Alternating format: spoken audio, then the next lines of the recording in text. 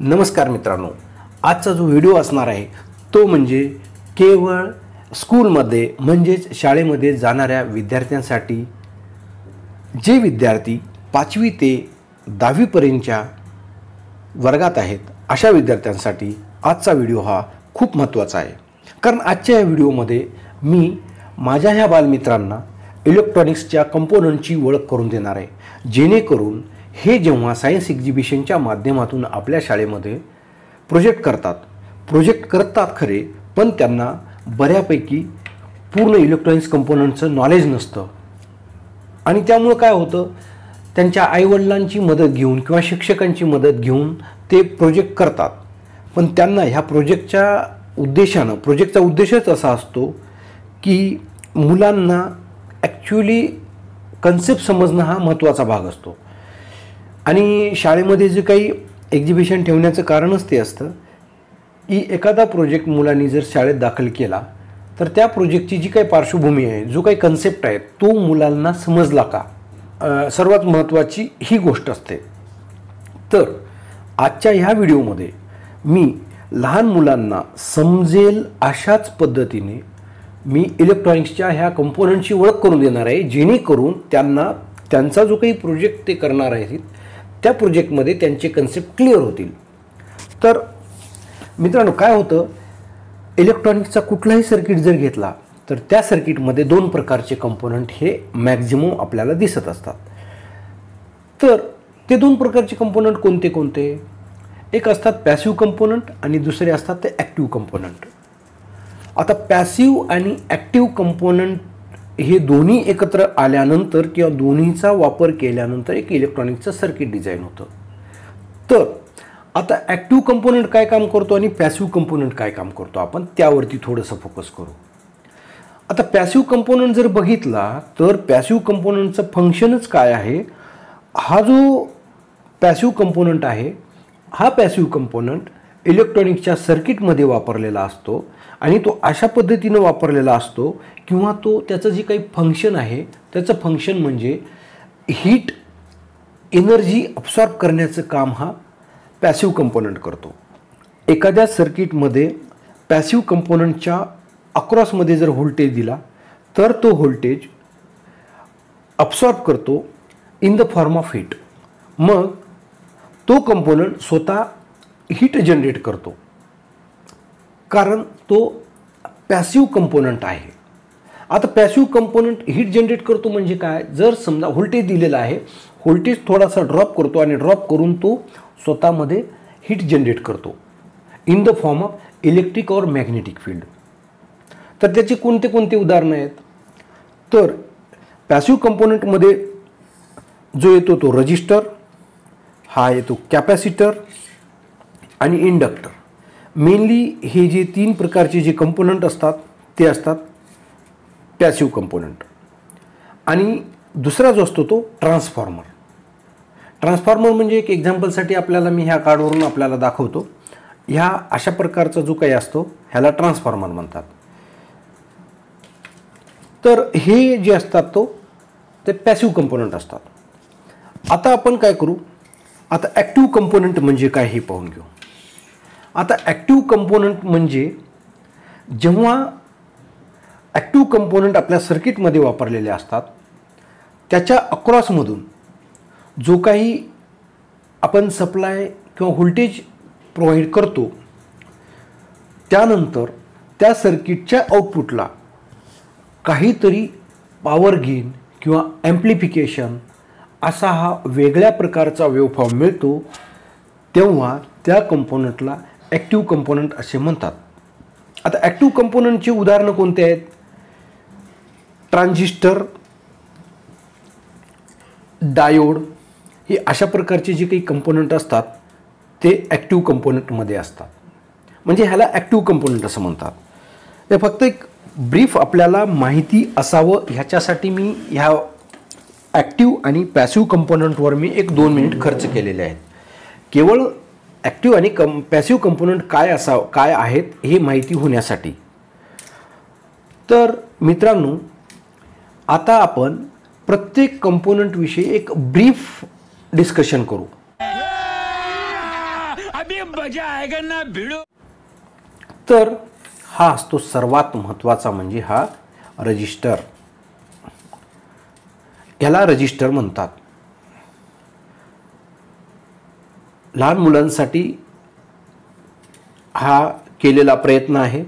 लहान मुलांना समजण्यासाठी मी हे अशा प्रकारचे वेगवेगळे रजिस्टर असतात. त्याचा कलर अशा प्रकारचा असतो आणि याचा जे काही हे वरचे जे पट्टे दिसतात, हे पट्टे त्याविषयी आपल्याला एक इंडिकेट करतात की ह्याची व्हॅल्यू काय आहे. तर इंटरनेटवर ह्याच्याविषयी माहिती आहे आणि वर ह्याचा जो काही सिम्बॉल असतो इलेक्ट्रॉनिक्समध्ये, इलेक्ट्रॉनिक्सच्या सर्किटमध्ये याचा जो काही सिम्बॉल आहे तो मी वर या व्हिडिओमध्ये आपल्याला दिसत असेल. हा सिम्बॉल मी ते इंडिकेट करत आहे. हा रजिस्टर आहे. आता याचं काम काय आहे, हा काय करतो, हे सर्व मी त्यावेळी जेव्हा मी प्रत्येक प्रोजेक्ट एक्सप्लेन करीन त्यावेळी मी ह्याविषयी डिटेलमध्ये इन्फॉर्मेशन देणार आहे.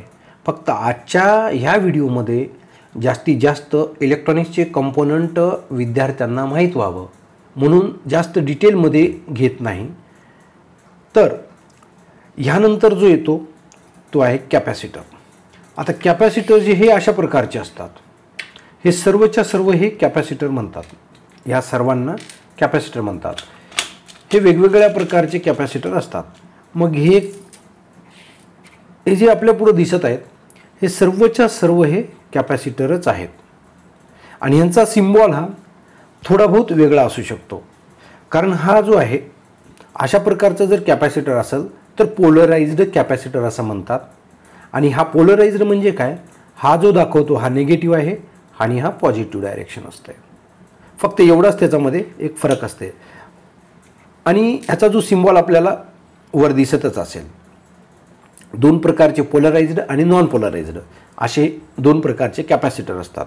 तर मित्रांनो आता आपल्याला लक्षात येतं आहे, जरी समजा कुठला इलेक्ट्रॉनिक्सचा सर्किट पाहिला तर आपल्याला लक्षात येत असेल की कुठला कंपोनंट आहे, आपण त्याच्या सिम्बॉलवरून ओळखू शकता. सिम्बॉल मी वर दर्शवत आहे. तर हा झाला कॅपॅसिटर. आता आपल्याकडं पॅसिव्ह कंपोनंटचे दोन कंपोनंट आपण पाहिलं. पहिला होता रजिस्टर, दुसरा होता कॅपॅसिटर.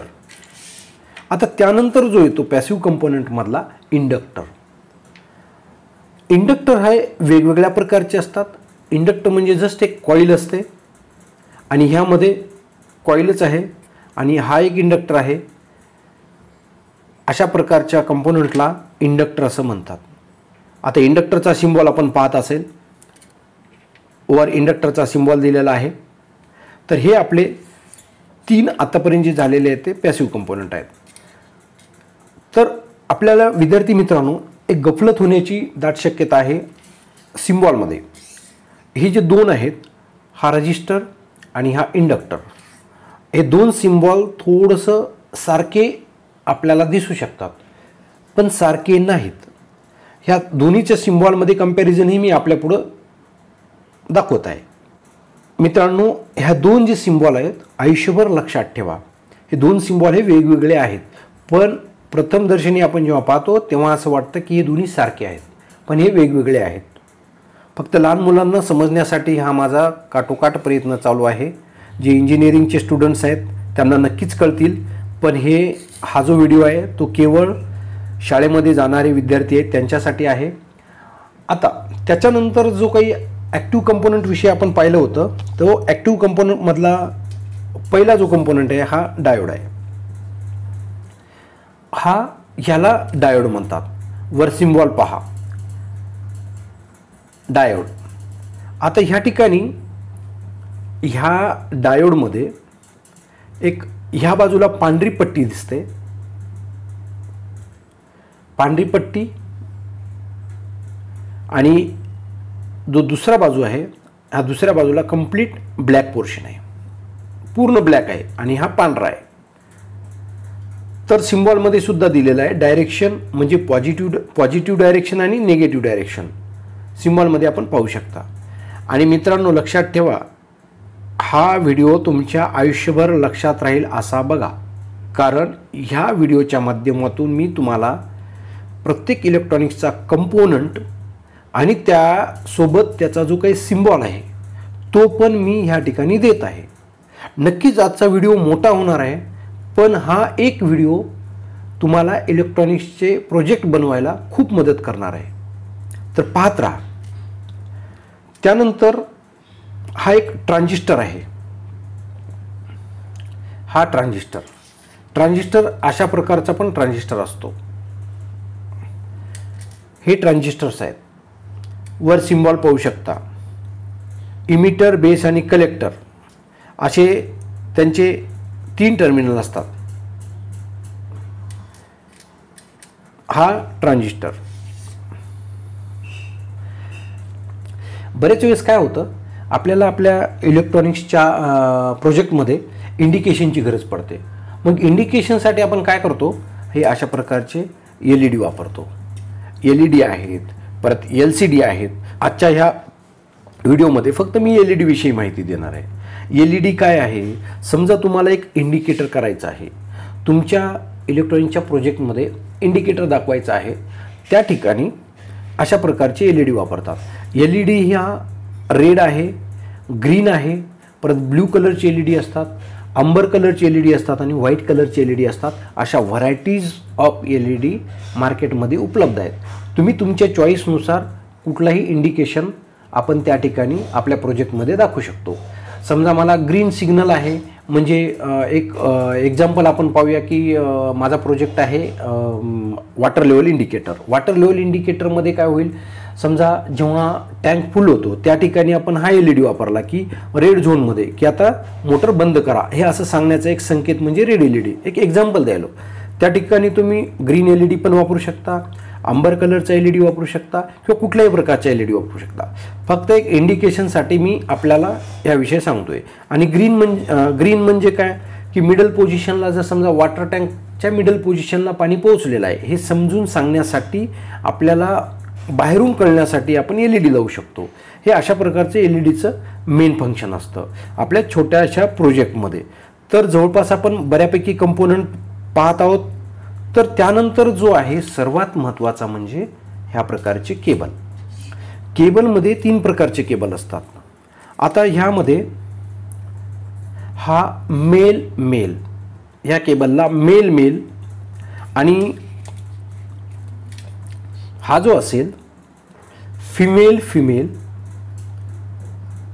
आणि हा आहे तो मेल फिमेल. हे अशा प्रकारचे 3 प्रकारचे केबल आपण आपल्या प्रोजेक्टमध्ये रिक्वायरमेंटनुसार वापरू शकतो. म्हणजे मेल मेल आणि फिमेल असे हे वेगवेगळ्या प्रकारचे केबल आपण आपल्याला आपल्या गरजेनुसार आपल्या प्रोजेक्टमध्ये वापरावे लागतात. म्हणून ह्या ठिकाणी मी मुद्दामूनच केबलविषयी पण माहिती आपल्याला देत आहे. आता त्यानंतर जो आपण आत्ताच पाहिला होता, एक रजिस्टर पाहिला होता. हा जो रजिस्टर आहे, हा रजिस्टर ह्याचाच एक भाऊ, आपण हा रजिस्टर पॉट म्हणतात ह्याला. आता ह्या रजिस्टरला, हा जो रजिस्टर आहे हा फिक्स्ड रजिस्टर आहे, म्हणजे ह्याची जी काही व्हॅल्यू आहे ती फिक्स व्हॅल्यू आहे. समजा ह्याची व्हॅल्यू 1 किलो ओहम, माझ्या प्रोजेक्टमध्ये 1 किलो ओहमसाठी जर हे वापरत असेल तर 1 किलो ओहम रजिस्टरच तेवढीच त्याची व्हॅल्यू राहील. आता हा दुसरा जो प्रकार आहे, ह्या प्रकाराला पॉट म्हणजे ॲडजस्टेबल रजिस्टर असं म्हणतात. मग हा ॲडजस्टेबल रजिस्टर कुठे काम करू शकतो, तर ह्या ॲडजस्टेबल रजिस्टरचा वापर करून एखादा माझा प्रोजेक्ट असेल तर त्या प्रोजेक्टच्या अक्रॉसमध्ये, त्या प्रोजेक्टमध्ये मी हा जर रजिस्टर वापरला, मला जर समजा ह्या LEDची इंटेन्सिटी कमी जास्त करायची असेल, एखादा प्रोजेक्टमध्ये मला LEDची इंटेन्सिटी कमी जास्त करायची असेल, तर त्या ठिकाणी हा जो नॉब आहे, हा नॉब फिरून या LEDची इंटेन्सिटी आपण कमी जास्त करू शकतो. म्हणजेच हा रजिस्टर त्याच्या LEDच्या पॉझिटिव्ह टर्मिनलच्या अगोदर जर लावला तर हा रजिस्टर काय करतो, स्वतःला ड्रॉप करतो किंवा वाढवतो. म्हणजे जी काही याची फिक्स व्हॅल्यू असते ह्याच्या व्हॅल्यूनुसार, म्हणजे फिक्स व्हॅल्यू म्हणण्यापेक्षा आपण जर समजा 10Kचा रजिस्टर असेल तर ह्याची व्हॅल्यू 0 to 10K म्हणजे 0 ओहमपासून ते 10 किलो ओहमपर्यंतचा हा रजिस्टर देऊ शकतो, किंवा मग 1K 10K 100K असे वेगवेगळे पॉट असतात. आणि ह्या पॉटचा उपयोग फक्त आणि फक्त आपल्याला ज्या ठिकाणी माझ्या प्रोजेक्टमध्ये जशी काही रिक्वायरमेंट असेल, म्हणजे ज्या ठिकाणी मला रजिस्टर व्हॅरिएबल रजिस्टर ज्या ठिकाणी मला पाहिजे असेल त्या ठिकाणी अशा प्रकारचे पॉट आपण वापरू शकतो. तर हे झाले जवळपास बेसिक कंपोनंट. आता सर्वात महत्त्वाचं म्हणजे हे सर्व तर झालेलं आहे. आता आपल्याला डेमो पर्पजसाठी किंवा आपण जेव्हा एक छोटासा प्रोजेक्ट बनवत असतो त्या ठिकाणी मला सर्वात महत्त्वाच्या ज्या 2 गोष्टी लागणार आहेत त्या म्हणजे एक सोर्स, ज्या ठिकाणी ज्यांना ह्या डेड अवस्थेमध्ये असणाऱ्या ह्या सर्व कंपोनंटला मला लाईव्हमध्ये आणायचं आहे. लाईव्हमध्ये आणायचं आहे म्हणजे त्यांना मला जिवंत करायचं आहे. आता हे सर्वच्या सर्व डेड कंडिशनमध्ये आहेत किंवा डेड अवस्थेमध्ये आहेत. मग आता ह्यांना मला लाईव्ह अवस्थेमध्ये आणण्यासाठी माझ्याकडं इलेक्ट्रॉन्सची गरज असते. मग इलेक्ट्रॉन्सचा सोर्स कोण आहे? इलेक्ट्रॉन्सचा सोर्स हा बॅटरी आहे. किंवा जर सपोज तुमच्याकडं सप्लाय अवेलेबल असेल तर हे अशा प्रकारचा ॲडॅप्टर, हा ॲडॅप्टर तुम्हाला सोर्स उपलब्ध करून देतो. हा ॲडॅप्टर एक आहे आणि हा ॲडॅप्टर आणि हा आहे बॅटरी. हे जे 2 सोर्सेस उपलब्ध असतात हे सोर्सेस आपल्याला आपल्या प्रोजेक्टसाठी महत्त्वाचे असतात. मग त्या ठिकाणी ह्याला बॅटरी म्हणतात. आता माझ्या प्रोजेक्टमध्ये किती व्होल्टेज रिक्वायर्ड आहे आणि किती प्रकारचा करंट रिक्वायर्ड आहे त्या हिशोबाने त्यानुसार मला बॅटरीची रेटिंग ठरवावी लागते. मग समजा 9 व्होल्टची बॅटरी असेल, 12 व्होल्टची बॅटरी असेल किंवा 1.5 व्होल्टची जी छोटे सेल असतात ते सेल 1.5 व्होल्ट 1.5 व्होल्ट असे 3 व्होल्टचा सोर्स तयार करून आपण ते पण आपल्या सर्किटमध्ये वापरू शकतो. म्हणजे सांगायचा उद्देश एवढाच आहे की ह्या सर्व गोष्टीसाठी माझ्याकडं बॅटरी आवश्यक आहे, कारण ह्यांना सर्वांना जिवंत अवस्थेमध्ये आणण्यासाठी. म्हणून हा बॅटरी आणि हा जो आहे तो हा ॲडॅप्टर हा मात्र आयुष्यभर लक्षात ठेवावा. तर आता त्यानंतर आपलं हे सर्व झालं. हे सर्व झाल्यानंतर हे सर्व कंपोनंटची आपल्याला बेसिक कंपोनंटची ओळख झालेली आहे. तसे तर हजारो कंपोनंट हे इलेक्ट्रॉनिक्समध्ये आहेत. जेव्हा जेव्हा माझे 1 by 1 जेव्हा प्रोजेक्ट येत राहतील त्या प्रोजेक्टमध्ये मी जे काही कंपोनंट वापरलो त्या कंपोनंटविषयी मी डिटेलमध्ये इन्फॉर्मेशन देणारच आहे. पण बेसिक गोष्टी ज्या आहेत ह्या बेसिक गोष्टी आपल्याला माहीत असणं गरजेचं आहे. फक्त शाळेच्या लेवलमध्ये स्कूलच्या लेवलमध्ये आपल्याला माहीत असणं हे गरजेचं आहे. म्हणजे जे काही विद्यार्थी 5वीपासून 10वीपर्यंतचे जे विद्यार्थी आहेत किंवा 11वी-12वीचे विद्यार्थी आहेत त्यांना ह्या गोष्टी तर असा प्रायमरी मेमरीमध्ये गेल्याच पाहिजेत. ट्रान्झिस्टर काय असतो, रजिस्टर काय असतो, डायोड काय असतो, इंडक्टर काय असतो, कॅपॅसिटर काय असतो आणि हा ब्रेडबोर्ड काय असतो. आता मी ब्रेडबोर्डविषयी सांगणार आहे. आता हा जो ब्रेडबोर्ड आहे ह्या ब्रेडबोर्डविषयी जर जास्त इन्फॉर्मेशन पाहिजे असेल, डिटेल इन्फॉर्मेशन पाहिजे असेल तर वर मी आय लिंक दिलेली आहे. त्या आय लिंकला क्लिक करून आपण माझा ब्रेडबोर्डचा व्हिडिओ पाहू शकता. त्या ब्रेडबोर्डच्या व्हिडिओमध्ये मी डिटेल इन्फॉर्मेशन दिलेली आहे, एक प्रॅक्टिकल पण करून दाखवलेला आहे. फक्त आजच्या या व्हिडिओमध्ये हा ब्रेडबोर्ड आहे. या ब्रेडबोर्डचा उपयोग हा आपल्याला प्रोजेक्ट करण्यासाठी होतो, म्हणून हा ब्रेडबोर्ड असणं आपल्याकडं गरजेचं आहे.